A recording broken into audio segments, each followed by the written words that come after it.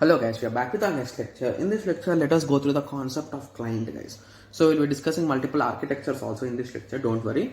Okay, so basically client, a program which interacts with the human user, and a remote server is nothing but a client, guys. So in simple words, the users we are called as clients, guys.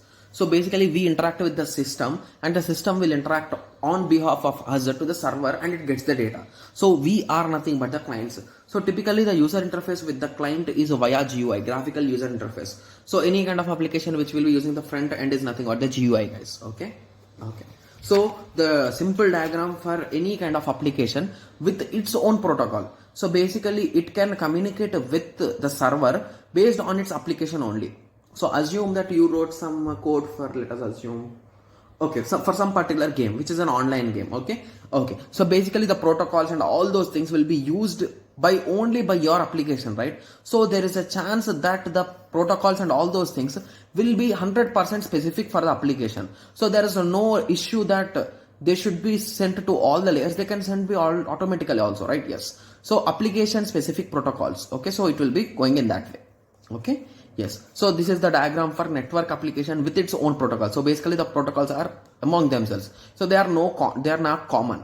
Okay. Yes. Similarly, if they are common, so multiple applications can use them, right? So here there are multiple applications and here also there are multiple application servers. So basically these can communicate with this as they are some kind of relationship between the protocols. Okay. So this is commonly for any application, guys. The previous one could be any kind of online game or anything. Okay. Yes. So now let us go through the architecture of the user interface. So how the user interface will be using. So basically the user interface popularly called as X, guys. So X terminals or user terminals they will be saying, guys. Okay. So user terminal is where the user will be interacting and servers will be responding. So if there are multiple servers, they'll be getting the data and they'll be responding. Okay. So these are the diagrams, guys. Okay.